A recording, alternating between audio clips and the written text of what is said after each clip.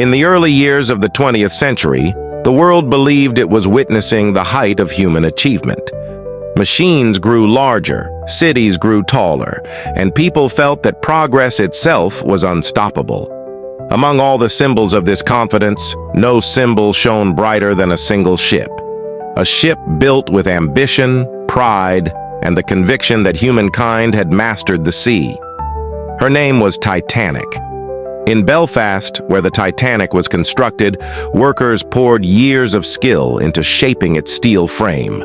Thousands of rivets hammered into place, thousands of hands contributing to a creation unlike anything the world had seen. Every inch was designed to impress. Grand halls, sweeping staircases, polished wood panels, glowing electric lights. Even the hull, strong and layered, was engineered with the latest design methods. When people spoke of the ship, they used words like marvel, masterpiece, triumph. As the launch date approached, the world's attention turned toward the vessel. Newspapers printed stories about its luxury. Reporters described the swimming pool, the ornate dining rooms, the smoking lounges rich with detail, and the cabins that resembled hotel suites more than rooms at sea. When tickets went on sale, wealthy families, businessmen, artists, and travelers from across continents secured their passage. At the same time, hopeful immigrants saved every coin they could to book small cabins deep in the ship, dreaming of new beginnings in America. By the morning of April 10th, excitement pulsed through Southampton. The docks echoed with voices, footsteps, and laughter, all bound together by the energy of departure. The Titanic towered above everyone, a floating city waiting to rise into the ocean. Families embraced on the pier. Friends exchanged last-minute words.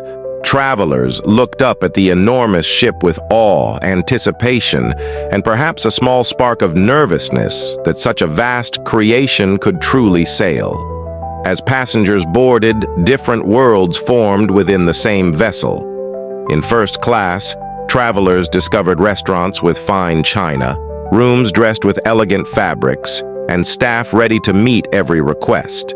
In second class, the atmosphere was warm and comfortable, filled with people excited simply to experience a ship far more luxurious than anything they had ever known. In third class, although simpler, the shared spaces hummed with community. People sang tunes from their homelands, shared stories of the future they imagined, and watched their children run through hallways laughing. When the Titanic's horn sounded and the ship pulled away from the harbor, many who watched from shore felt they were witnessing something historic. As the vessel moved into open water, its engines hummed with power.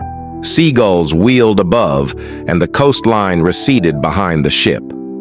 For many passengers, this was the moment they had dreamed of, the beginning of a journey that held promise, adventure, and hope.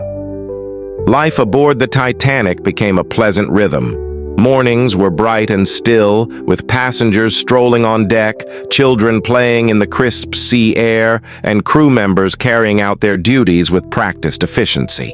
The dining rooms filled with conversation. The library offered quiet for reading, and musicians played soft tunes as the sun dipped below the horizon. In first class, travelers savored meals with multiple courses, each dish crafted with care. They exchanged stories of travel, business, and society. In second class, guests enjoyed warm dinners and friendly games. In third class, families created lively evenings filled with music, dance, and laughter that spilled into the corridors.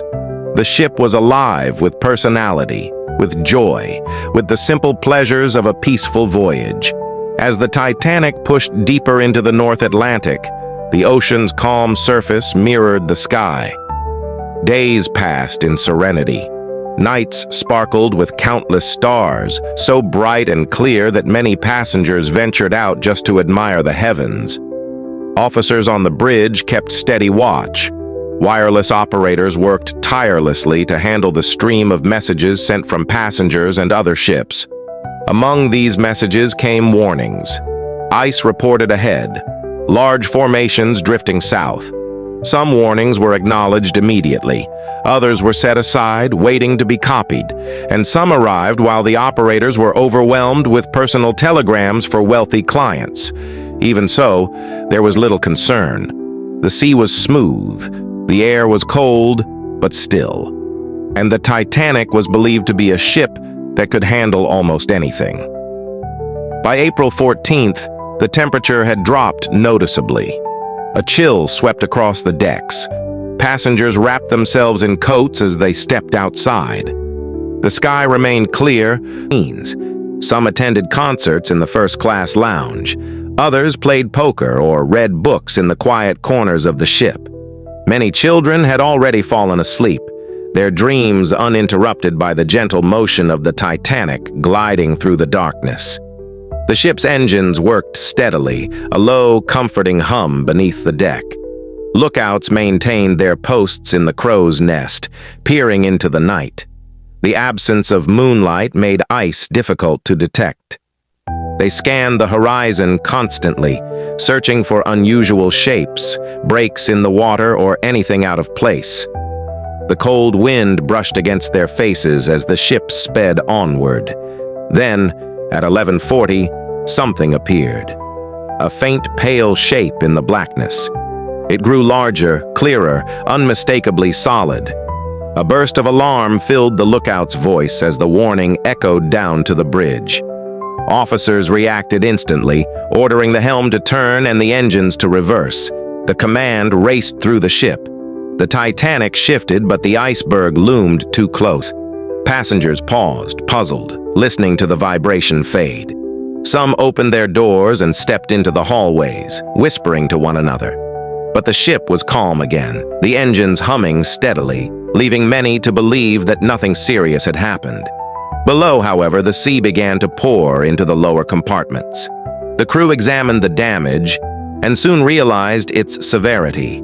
5 watertight compartments breached. It was a quiet but devastating truth. The Titanic had been designed to float with 4 compartments flooded, but not 5. The ship was sinking. Officers acted quickly, yet calmly.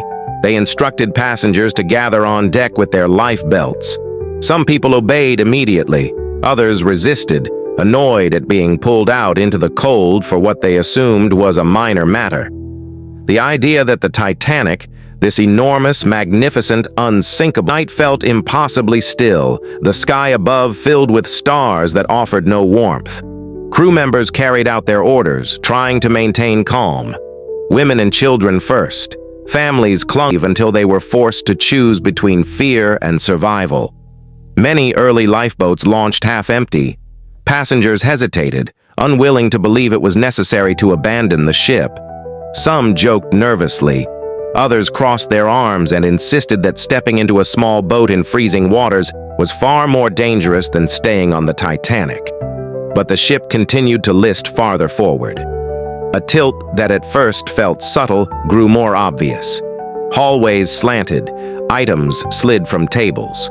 Through the corridors, some passengers encountered water beginning to seep in, cold and dark. The seriousness of the situation became impossible to ignore. Up on deck, confusion grew. The cold stiffened hands and numbed faces. Crew members lifted children into lifeboats. Fathers kissed their families goodbye with quiet bravery, hoping for a miracle, hoping for rescue. The sound of distress rockets cracked the sky as they soared upward, white bursts illuminating the darkness for seconds at a time. Then came the music. The ship's musicians gathered and played calming melodies. Some passengers paused beside them, taking in the music as though it were the only stable thing left in a world suddenly unraveling. The tunes flowed across the deck, blending with the sharp wind and distant cries. Meanwhile, the lower decks grew colder. Water slipped rapidly into hallways, rising step by step. People moved quickly, avoiding the increasing pools as the ship angled downward.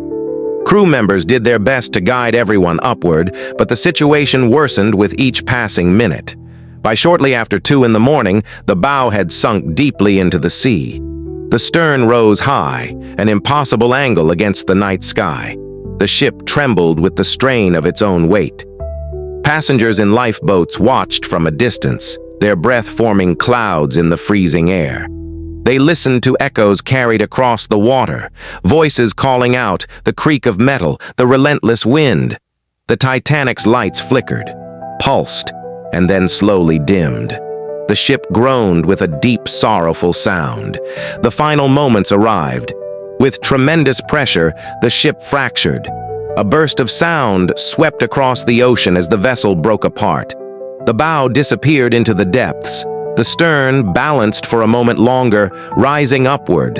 And then, as if releasing its final breath, the last part of the Titanic slipped beneath the waves, swallowed by the silent Black Sea. Hours later, the rescue ship 𝐓𝐭𝐵 approached the lifeboats. Crew members pulled survivors aboard, covering them with blankets, offering warm drinks, guiding them to safety. Faces were pale, eyes wide with shock, voices trembling with exhaustion and grief. Survivors searched for family, for friends, for answers. The world awoke to devastating news. Communities mourned. Families waited for word that never came. Yet from the tragedy emerged change. New safety regulations required sufficient lifeboats for everyone. Ice patrols were formed to watch the northern seas. Wireless radios were staffed day and night with trained operators. The ocean became safer because of the lessons learned. Today, far below the waves, the Titanic rests quietly on the ocean floor, its steel slowly fading into the deep, but its story continues to echo across generations. A story of human ambition and human error. A story of bravery, sacrifice, and determination. A story filled with dreams, some fulfilled, many lost, but all remembered. The Titanic remains a symbol of the heights humanity can reach and the humility the sea demands. Its memory endures in every retelling, every lesson, every moment of reflection on that cold April night when time stood still and history changed forever. Don't forget to subscribe to the channel for more video.